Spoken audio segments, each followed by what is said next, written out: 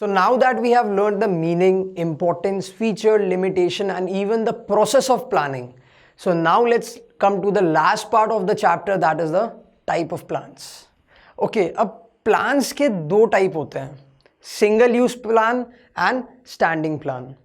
जैसा कि हमको नाम से समझ में आ रहा है, सिंगल यूज, एक बार यूज करके फेंक दो, ठीक है. Standing plan, the last man standing, खड़े रहते हैं लास्ट तक भी. That means they are used in a very recurring manner. पहले हम लोग ये समझ रहे थे कि what are single use plans. देखो पहले मैं आपको एक एग्जांपल देता हूँ. आपके स्कूल का एग्जांपल लेते हैं. फेयरवेल, एनुअल फंक्शन, ये शायद साल में या 2 साल में कभी एक बार होते हैं. सो ऐसे पर्टिकुलर इवेंट्स के लिए जो नॉन रिकरिंग होते हैं नेचर में, अगर उनके लिए आप कोई प्लान बनाते हो तो इसको हम लोग बोलते हैं single use plan. Developed for a one time event और प्रोजेक्ट, ये हम जनरली ऐसे प्रोजेक्ट या इवेंट के लिए बनाते हैं जो once in a life time होता है या फिर वंस इन अ ईयर होता है. That means they are non recurring. Such plans are less likely to be repeated in the future. That means they are made for non recurring situations. Generally ऐसे plan जो होते हैं वो हम लोग बार बार use नहीं कर सकते हैं. क्यों?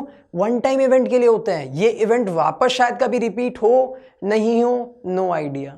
लेट्स से अभी जो लॉकडाउन था उसमें हमने जो प्लान्स बनाए थे, क्या वो प्लान्स कभी भी वापस यूटिलाइज होंगे? आई होप सो नहीं हो. आई होप कि ऐसी सिचुएशन वापस कभी नहीं आए. तो ये प्लान्स कौन से हो गए? These are single use plans.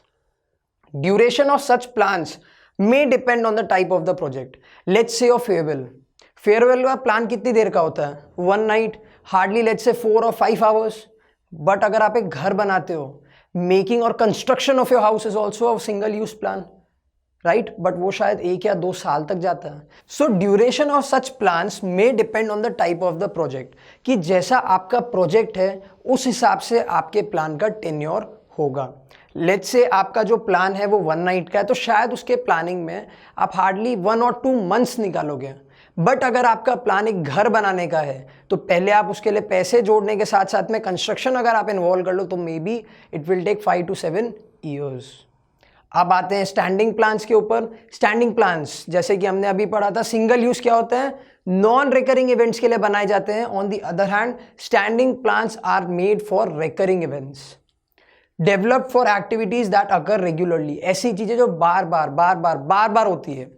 Single use में हमने एग्जांपल क्या लिया था? योर फेयरवेल और your annual function.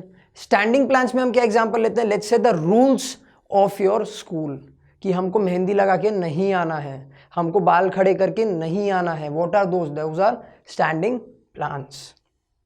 Prepared to ensure that internal operations of the organization run smoothly.